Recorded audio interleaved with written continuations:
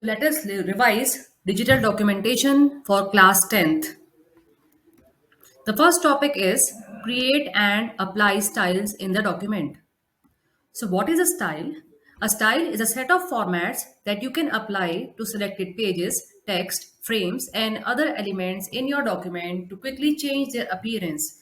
It is used to apply a whole group of formats at the same time. So, basically, there are a group of formats you can apply to a particular text, a paragraph, or the page.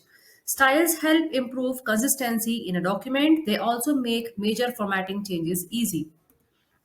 Now, the various styles which are supported in OpenOffice Writer. First is page styles, which includes margins, headers and footers, borders and backgrounds. So basically, we give background colors and borders. We specify margins with the page style. Paragraph styles, it control all aspects of a paragraph, such as text alignment, tab stops, line spacing, and borders, and can include character formatting. So all the things which we can do with a paragraph or the styling of a paragraph. Character styles, they are basically those options which are present in format and character menu. So all the styles which affect a particular text, like the font and size of the text, bold or italic formats, so they fall in the category of character styles. Frame styles are used to format graphic and text frames, including wrapping type, borders, backgrounds, and columns. Numbering styles, they are used with bullets and numbering, and we can specify fonts for bullets and numbering list. We can specify the type of bullets and numbering characters. Cell styles includes font, alignment, border, background, and number formats. For example, currency, date, and number, and cell protection. Graphic styles are used for images and drawings and presentations. It includes line area, shadowing, transparency, font, connectors, dimensioning, and other attributes. Presentation styles are used with PowerPoint presentations, which include font, indents, spacing, alignments, and tabs. So these are the various styles you can see on the right side. In OpenOffice Writer, you are getting this styles and formatting window. And these are the various categories of style icons like paragraph, characters, frame, page, list styles. Okay. Now, how to apply a style? So first of all, you have to click on the style and formatting icon on the left side, and in some of the application it is given on the right side. Or you can go to format menu and click on styles and formatting option. The shortcut key to open style and formatting window is F11. And how to apply a particular style? You have to select the text on which you want to apply and double click on any style, and it will be applied on the selected text. So if you want to apply heading 1, select the text on which you want to apply heading 1 and double click on this heading 1 style. Next is fill format mode. So this icon, suppose you have to apply a particular style to different text in a document. So instead of selecting the style again and again on different text, you can simply click on fill format mode. You can select a style and just hover the fill format mode on any item of the document, and it will apply same style to different items in the document. If you want to quit fill format mode, you have to press escape key. How will you create a new style? If you have to create your own style, if you have to create your own custom style, there are two ways to do it. Either you can select new style from selection icon, or you can drag and drop. Select the text on which you have made a style and drag and drop in the style and formatting window. So there are two ways in which you can create a style. Either you can click on new style from selection or just drop it here. So next is updating a style. So if you have made any changes in the style and you want to update it, you have to click on new style from selection icon and click on update style option. So from here you can click on new style from selection, click on update style. Similarly, there's an option of load styles also. So loading styles means if a style is saved in a file and you want to include that style in your own document, you can go to styles and formatting window, new style from selection, and click on load styles, and then select the file from where you want to load, where you want to copy the styles into your own document.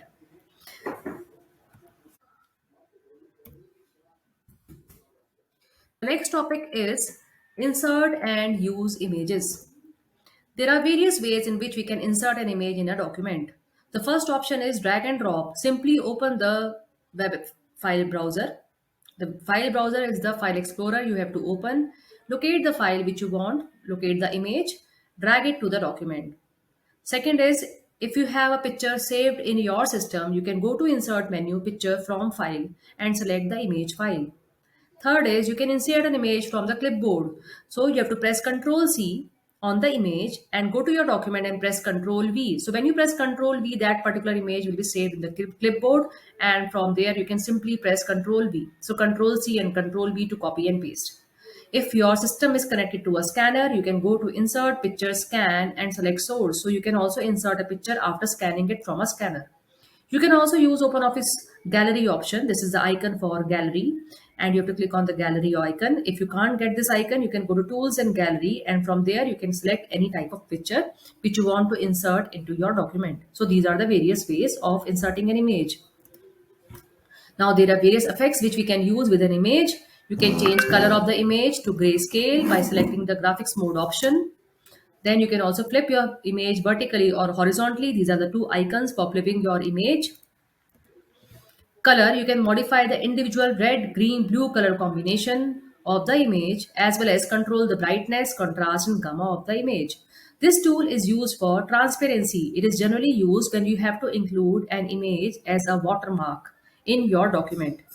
So you can modify the percentage of transparency in this box. So if you want your image to be more transparent or less transparent, so it is particularly useful when creating a watermark or when you want to add an image in the background. So if you have to place an image in the background, you can control how much transparent that image can be. Now there are various graphical filters which we can apply to our image. So you have to learn these filters. One MCQ can be asked from them.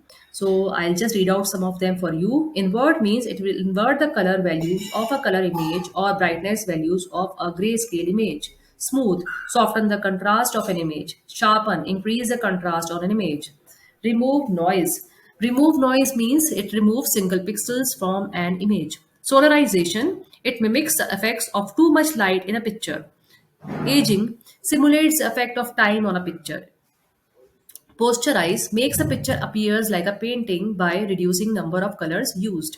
Pop art modifies a picture dramatically. Charcoal displays the image as a charcoal sketch. Relief, the dialog box is displayed to adjust the light source that will create a shadow and hence the relief effect. Mosaic, join groups of pixels into a single area of one color. So these are the various filter effects which you can apply to an image. Cropping an image means if you want to cut a particular portion of an image. In that case, you can use the crop option. You have to right click on the image, select picture, and from the picture dialog box, you have to select the crop option. So you can use crop to cut off parts of an image. The crop option can control the following parameters. Keep scale, which is selected by default. If you are cropping an image and the keep scale is selected, in that case, the size of the image will change as we crop, but the scale of the image will not change. That means the area of the image, the portion of the image will not be enlarged or shrink. The image size will change as we crop the left, right, top or bottom part of the image. When keep image size is selected, it means the size of the image will remain the same. That means the height and width of the image will remain same. It will just enlarge if you enter a positive value or shrunk if you enter a negative value for cropping. So if the keep image size is selected, in that case, cropping an image will not make any change in the height and width. It will just enlarge or shrunk the rest of the portion which are not cropped. Grouping means if you group the objects together, in that case, these objects can be edited or moved together. To group the objects, you have to first select the objects by pressing down the Shift key. And then you have to click on Format menu, Group, and select Group from the menu bar. Or you can also right click and there is an option which comes, that is Group, and select the Group option from the pop-up menu. Now this is a very important topic, positioning of a graphic, and there are four settings for that: arrangement, placement of a graphic on an imaginary vertical axis. Arrangement controls how graphics are stacked upon each other or relative to the text. Next is alignment. It refers to the vertical or horizontal placement of a graphic in relation to the chosen anchor point. Anchoring. It refers to the reference point for the graphics. This point could be the page, frame, or where the object is, a paragraph, or even a character. Text wrapping means the relation of a graphic to the surrounding text. So these are the four important settings which are used to position the image in our document. So text wrapping means how to surround the image with any graphical object or any graphical object with the text in the document. So there are various options which we can select in wrapping, none or wrap off. That means places the object on separate line in the document. The text in the document appears above or below the object but not on the sides of the object. Before or wrap left, that means align text on the left side of the object if there is enough space like this. Text is aligned on the left side of the object. That is the image here. After or wrap right, aligns text on the right side of the object if there is enough space. So, on the right side of the image, the text is aligned. Parallel, wrap text on all the four sides of the border frame of the object. So, text is aligned on all the four sides of the image here.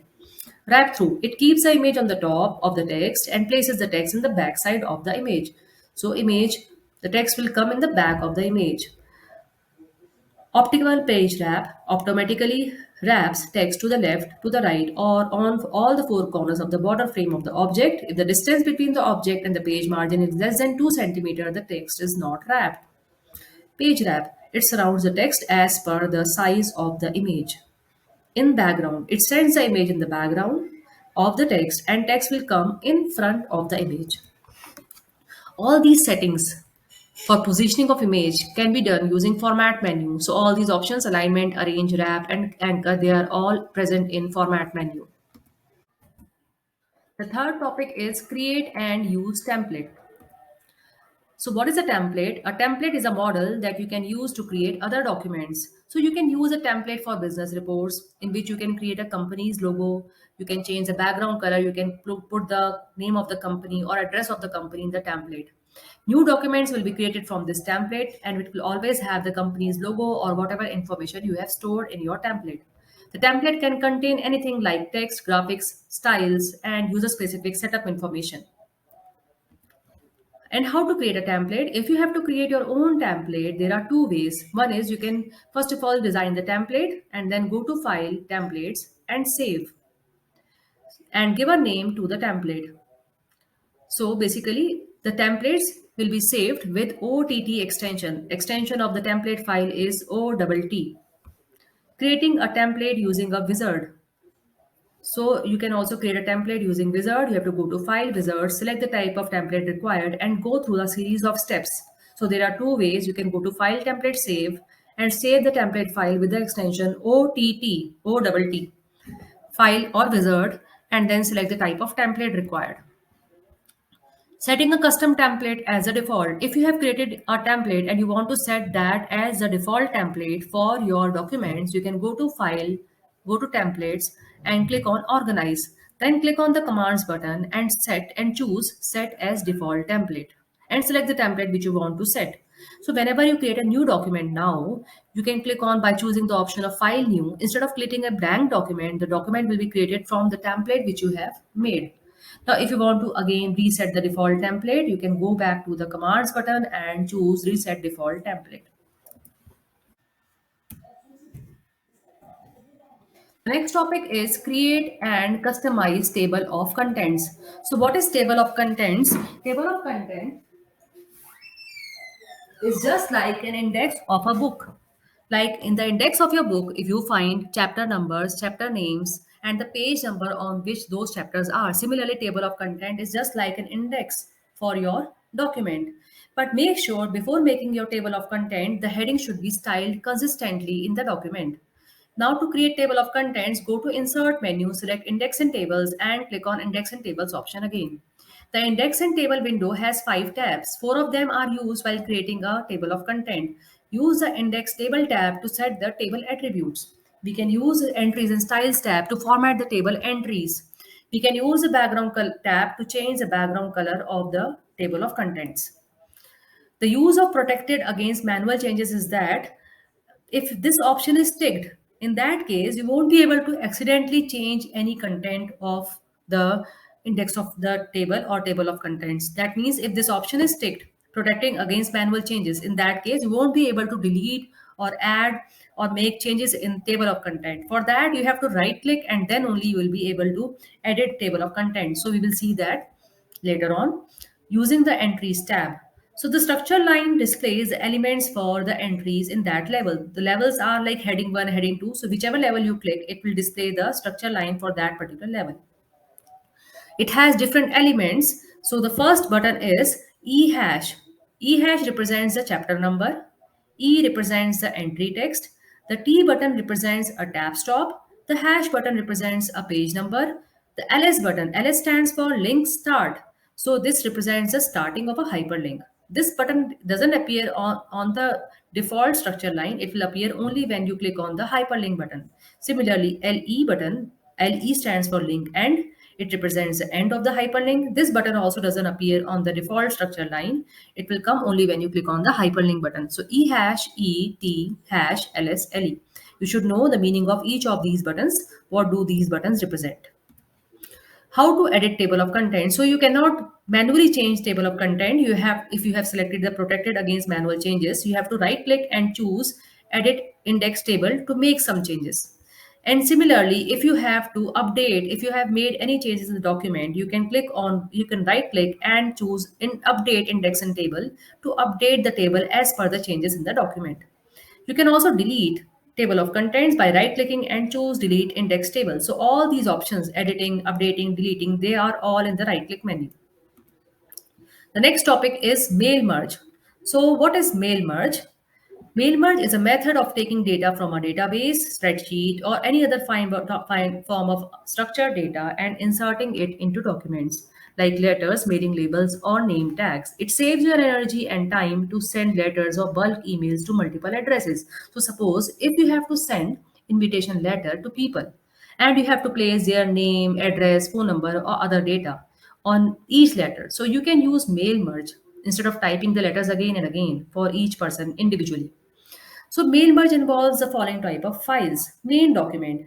Main document is the text that you want to send. Like suppose if you want to send an invitation letter, you want to send a circular. So that will be the main document. Data source. Data source is the mailing list, the data which we want to send. That is name, address, phone number, which is organized in tabular form. And we store all data of the people, items, or entity in it. So suppose a company is there. A company will have a database of employees in which they will be saving their name, address, phone number, department, etc. Similarly, school will be having database of students in which they will be saving their admission number, name, class, and the other details. Okay. So basically, mail merge means merging of main document and data source. Combination or merging of main document and data source is mail merge.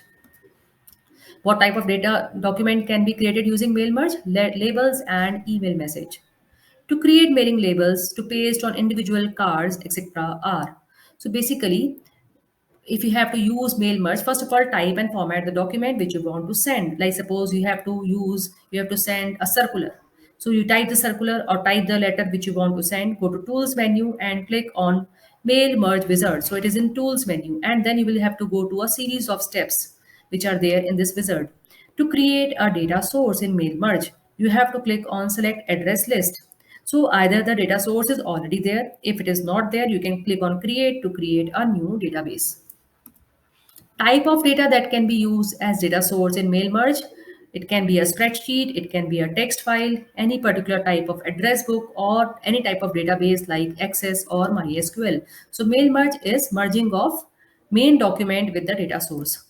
Creating labels. So labels are basically the stickers which you might have seen on the outside edge, on the outside of the envelope or letters when you are sending mails to group of people.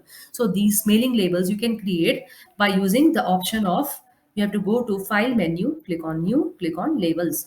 Then you have to choose database. So basically labels, for making labels you have to create a database first to list of recipients whom we want to send the label. So create a database. In the database, you have to create a table. Then you have to select which fields in the table you want to include in the labels and click on the format tab to adjust the height and width of the label. So these are the labels, which are the stickers which are pasted on the mailing your envelopes. The mailing labels are there. In the options tab, ensure that the synchronize content option is selected.